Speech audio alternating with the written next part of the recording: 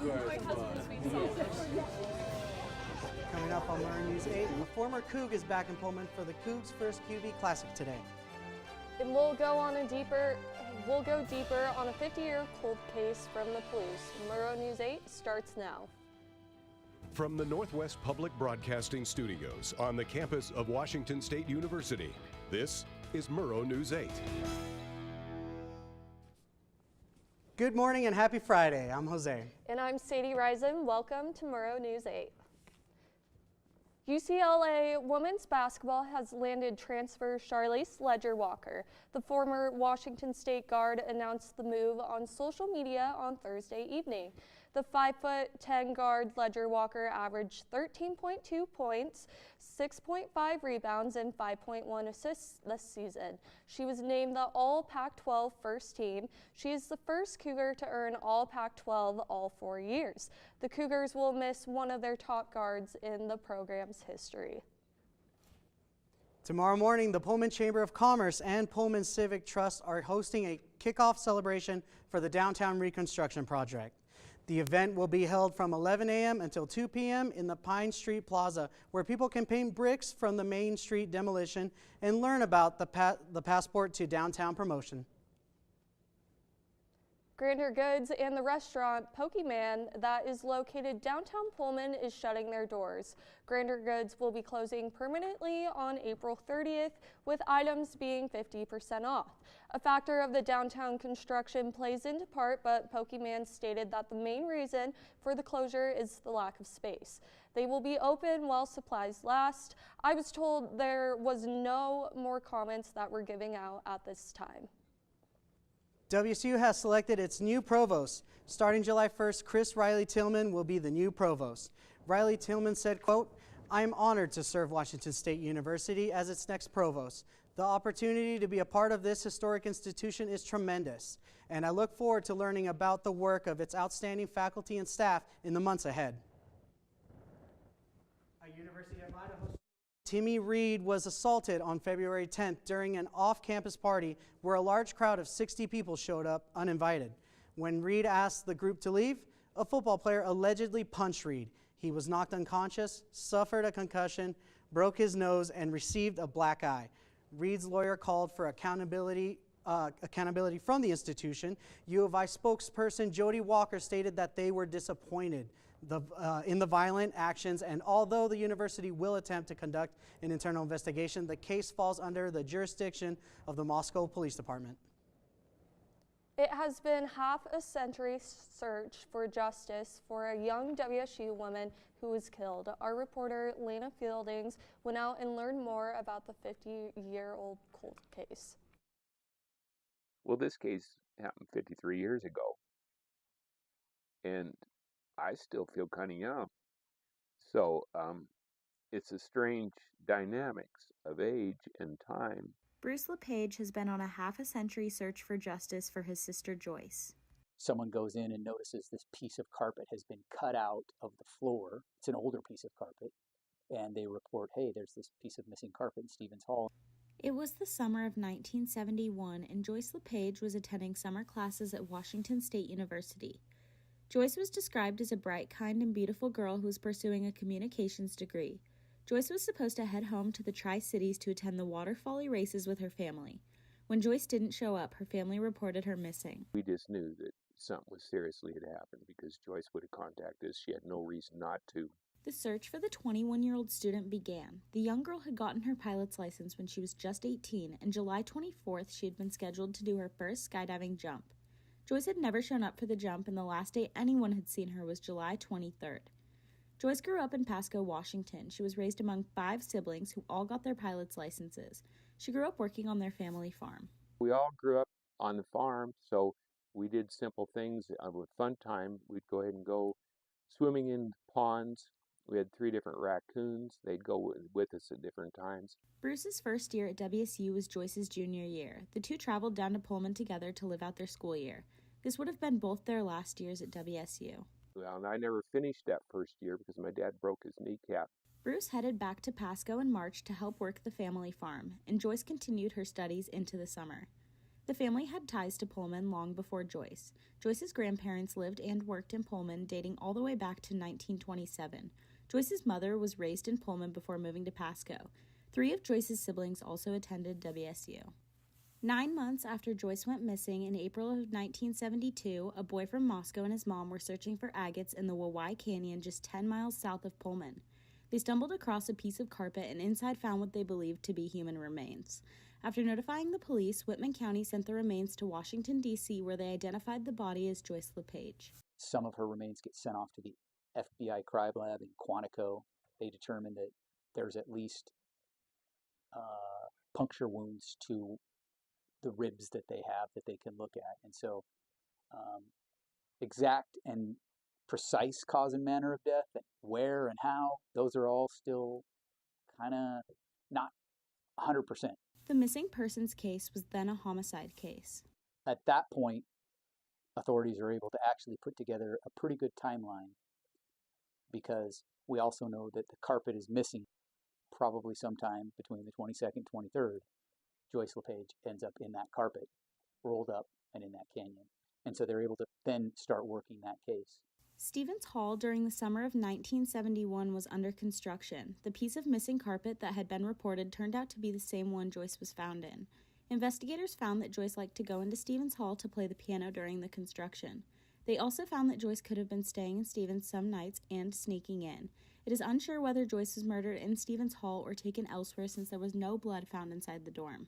Stevens Hall is still here today, making it the second oldest building on campus. In 1978, it was placed on a National Register of Historic Places. Although the dorm is still here, it has been closed due to staffing shortages and lack of enrollment. As police were investigating the case, they began to look at multiple suspects, Ted Bundy being one of them. Joyce's mother had a strong feeling that Ted Bundy was the guy. She cut out all the Ted Bundy articles. In the Ann Rule book about Ted Bundy, she lists all the characteristics of Ted Bundy's victims. Bruce says Joyce met all those characteristics except one. She wasn't wearing jeans when she went missing. Don Maupin was brought into the case in the mid to late 80s to investigate this lead. But investigators, including Don Maupin, were sure of other leads. Since Joyce had not been found for 9 months after she was murdered, it was hard to find much evidence. After investigating their leads, police hit a dead end. 40 years later, Joyce's brother Bruce LePage still held out hope. He reached out to the Whitman County Sheriff's Office in hopes of reopening the case and finding justice for his sister. After my father died in 2011, so probably by about 2012 or so, is when I became involved in this.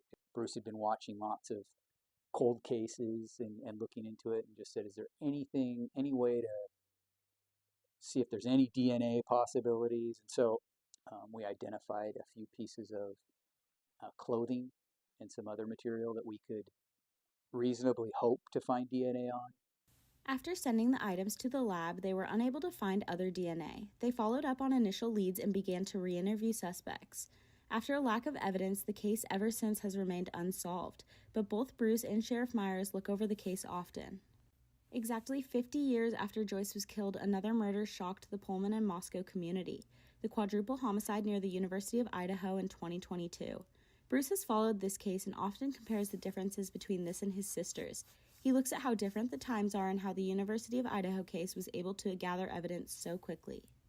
The comparison of the detectives' capabilities now compared to then, because now they're being, anybody wants to use a cell phone, they're being pinged at. You don't know where all the cameras are sitting, in people's houses or at businesses, that sort of thing. Although the case is 50 years old, it does remain opened, and Sheriff Myers hopes to bring that justice to Bruce and his family. And I would love to see this case come to close and with an arrest and some answers for the family, especially for Bruce. Bruce still carries his sister's memory to this day. He tells stories about their life working on the family farm, the love and closeness him and his siblings would share, the year him and Joyce got to share at WSU together, living just one dorm building away from each other. He also always notes what a great, bright future Joyce would have had. She would have married a great guy.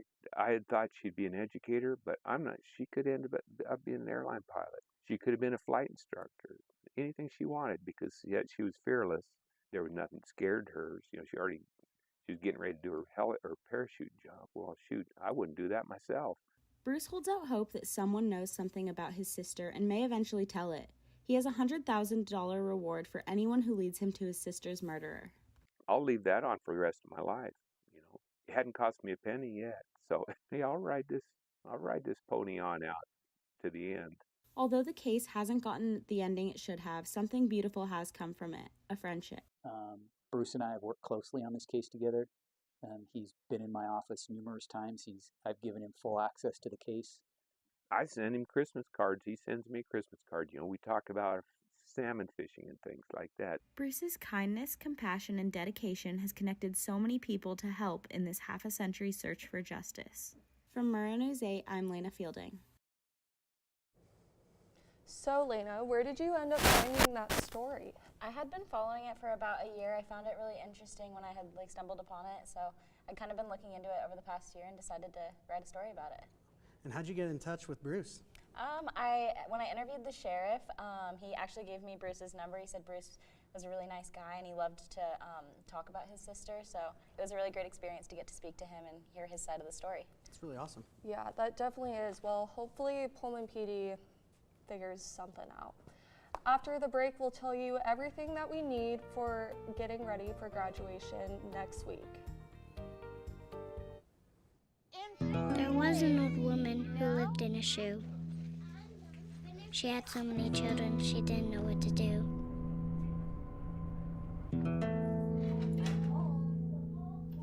She gave them some broth without any bread and kissed them all soundly and put them to bed. Hunger is a story we can end. End it at feedingamerica.org.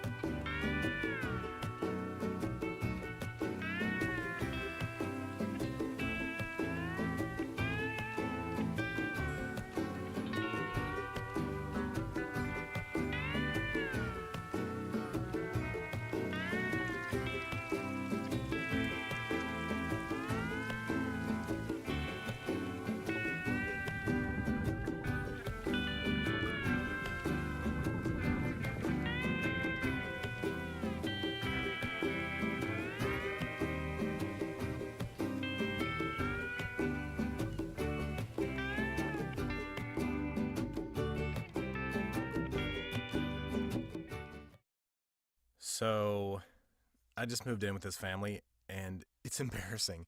The little one, he likes to go outside and crawl around in the giant litter box. I don't know what he's doing. I mean, I was born and I knew how to use the litter box. Look at that. That's disgusting. Oh, poop already. You're making me nervous. Oh, okay, I can't look at this anymore. I really hope he grows out of this, for his sake.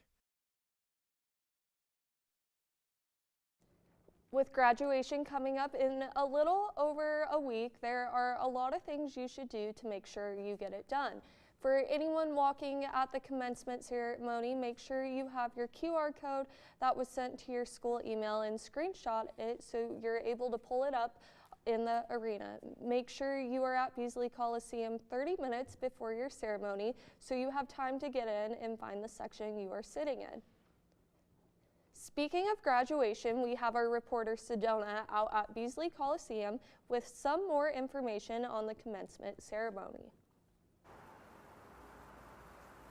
Yes, I'm standing here outside of Beasley Coliseum where the Spring 2024 commencement ceremony is going to be held Saturday, May 4th. The doors behind me is where you're going to go if you're an undergrad and you're getting your degree. You're going to walk through here and then you're going to go down to the floor level. You're going to look for a sign that has your school on it, and then once you find that, you're going to look for another sign that has your major on it. Find that, and then they're going to seat you where they want you. But make sure you have your QR code pulled up on your phone when you walk in because they need that to scan so they know your name when you're walking across the stage. I'd recommend that you screenshot it just because the Wi-Fi inside Beasley can be a little iffy, especially with that many people in there. Also, parking is going to be free that entire day all across campus, but if you want a good spot, it's first come, first serve, so make sure you get here fast. Back to you guys at the desk. Thanks, Sedona Ray Turner. After the break, we'll let you know if summer weather is headed our way.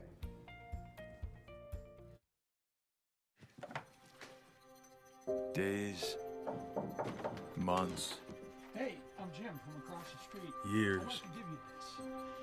a lifetime can rush by without realizing what we're missing.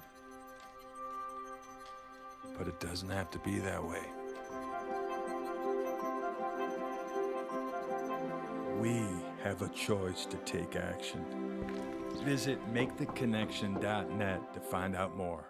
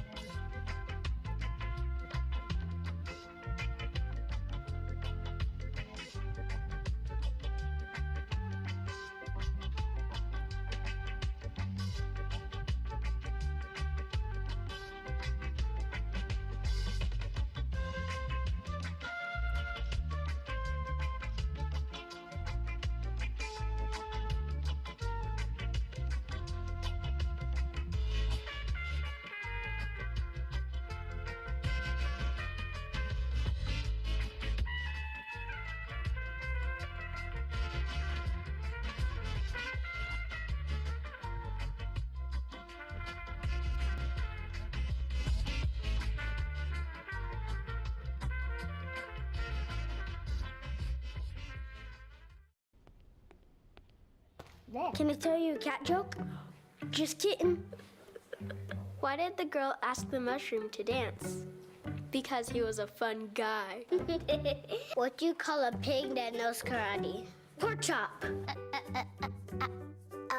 So how does a tissue dance? Put a little boogie on it.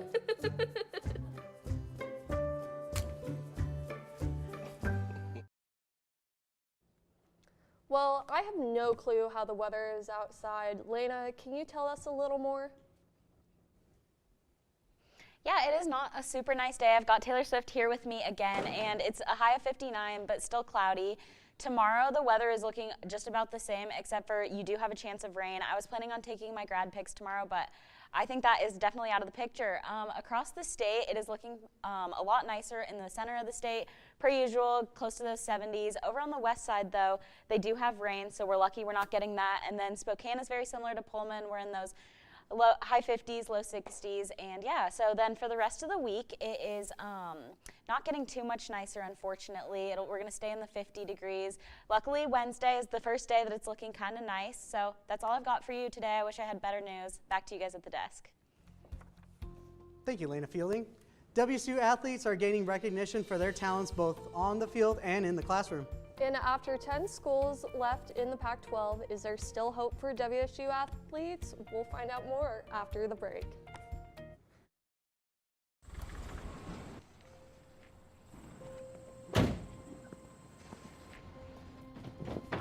Dad, they took over my bedroom. Come on, come on. Okay, Dad. 1, 2, 3.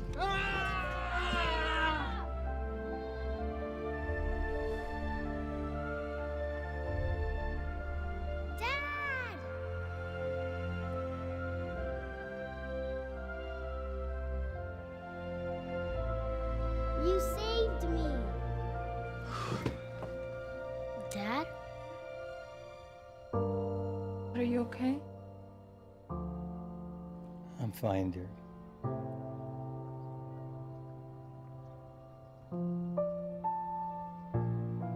Your hero needs you now, and AARP is here to help. Find the care guides you need at aarp.org/caregiving. There. Can I tell you a cat joke? Just kidding. Why did the girl ask the mushroom to dance? Because he was a fun guy. What do you call a pig that knows karate? Pork chop. Why was the basketball court all wet? Why? Because the players kept dribbling all over it. Can I tell you another one? So how does a tissue dance? Put a little boogie on it. What's Beethoven's favorite fruit? Banana. What is a boxer's favorite drink? Fruit punch.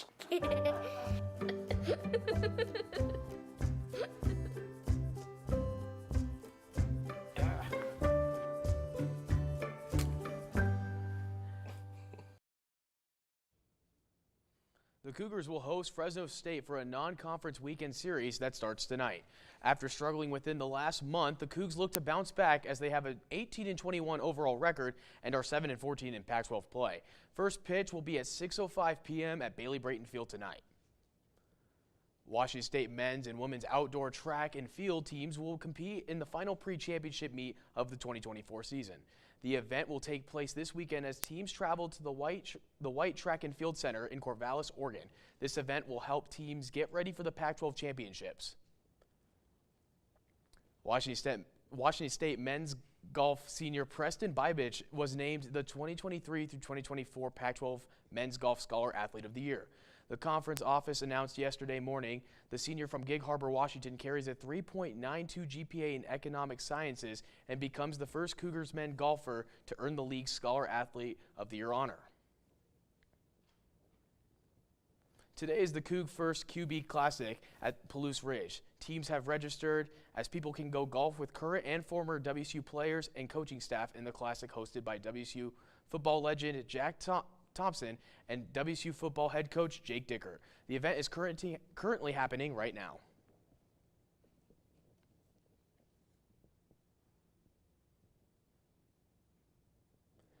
Despite the collapse of the Pac-12, not all hope is lost for the Cougs yet. Madeline Mullins has more. The Pac-12, an athletic conference that has been around for over 100 years, is changing. Next year, the Pac-12 will become the Pac-2, and fans have a lot of negative feelings about it. But not everybody has lost hope. I still am optimistic. Rod Commons has worked with WSU Athletics for over 40 years as the sports information director and now as a volunteer photographer. We'll continue to do volleyball, baseball. I did the track meet the other day. I was down at the rowing meet. So I try and do all that I can physically. A graduate of Oregon State University, he has strong ties to both of the remaining Pac-12 schools. Started at Oregon State. It's ironic now that Oregon State and Washington State are the only two teams left. When Commons looks back at WSU's time in the Pac-12, there are a lot of things that stand out. Both of the Rose Bowls do. NCAA basketball tournaments, the first time we went, was really special. I've been to national track championships where Washington State finished second by just a couple of points. Things like that. I've been to baseball regionals where we had a chance to get to College World Series, just fell a little bit short. But then the things that really stand out in addition to team achievements are the players, the competitors. These athletes are why Commons is optimistic about the future of WSU. So this is the conference that's won more national NCAA championships than any other conference. Okay, we're going to have a very competitive athletic program in all the sports. Optimism is rare at a time when many fans are blaming the NCAA, the athletic directors, a loss of loyalty. But Commons remembers that this is not the first time this has happened. A lot of people don't remember or didn't know. This is not the first time this conference is broken up. So it's not new territory, but it is new territory because money is so much more important now than it was in those days. There's a lot of changes that are going to happen in college athletic and conference affiliation over the next probably 2 to 5 years. So this is not done. It is not done. And while the end of the Pac-12 is the end of an era, sports at WSU and OSU will remain. You're still going to see marquee players in every sport. But we also need to convince our fans that they need to come and support Washington State athletes as well, because we're going to have players just like we did last year.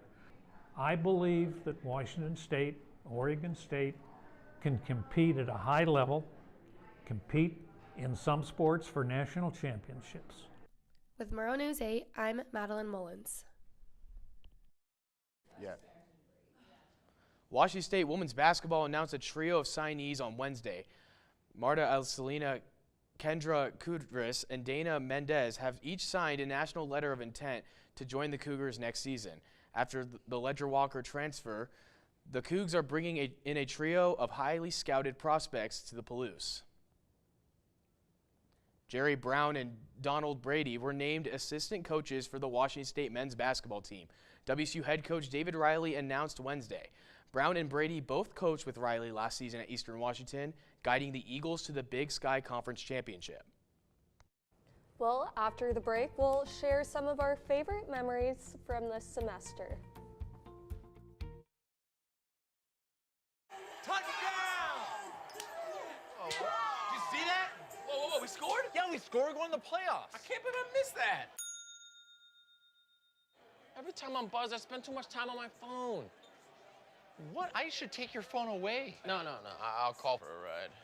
Hey, why does my face look like that?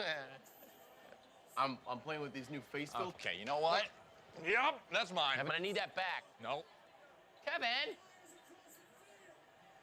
Jordan knows he shouldn't eat this entire bowl of nachos, but tonight he's earned that right. Because a few hours ago, in the middle of happy hour, he recognized a sign. Not from the gods or a bolt of lightning, but from a double heart, a kissy face, and a fourth ha in ha ha ha. That's when Jordan knew he was buzzed. So when it was time to go, he got a ride home instead of driving. Be a legend like Jordan. Recognize your buzzed warning signs and get a ride home. Buzz driving is drunk driving. Yo, Scott. Hey. I'm heading out, man. You want to ride? No, I got my car, but I actually really need to go to the bathroom. Oh, you know what? I was just in there. The line is like 10 people long. You know, I think I'll just...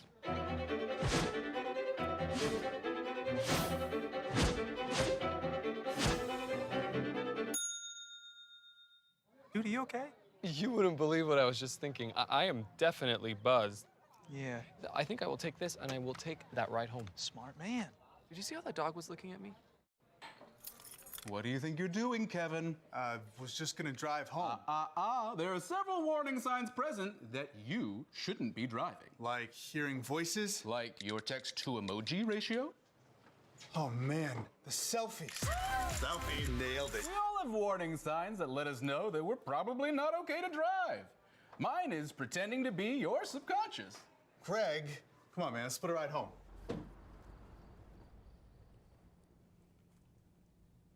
Well, a little bittersweet today. Today is our last show of the semester. We wanted to bring on everyone who made this semester possible, both in front of the camera and behind the camera. Well, before we sign off, we wanted to share some of our favorite memories on Murrow News 8. Anyone got one? I got one. I think my favorite, personally, was when Sadie read that one story and had a little chuckle. It was really funny, and I think it was a good memory. I had the same favorite moment. I talk about that every day. I like going to Spokane with Sadie. That was awesome from March Madness. Yeah. Or Sadie dancing on the weather ball. Wow, everybody. Yeah. Outside. Anyone got anything else? You know, this whole team, production and news, awesome people, awesome time in class. It was always fun, a lot of laughs and good times. Thank you all. Oh, Silas. Speech. Anyone else? You got a production? Come on, don't be shy. All right. Our production is shy. That's why they're behind the camera. That's so not true. I don't know if my mom's watching, but I love you, Mom. You're the best. And my Love you, dad Mom. and my sister, love them all. I wish I had one. We want to thank everyone here for making our show possible. We want to thank our professors, kinda, and we want to thank you, the audience, for supporting Murrow News 8 this semester. Thank you, and from all of us at Murrow News 8, Go Cougs! Come on now. 15 seconds.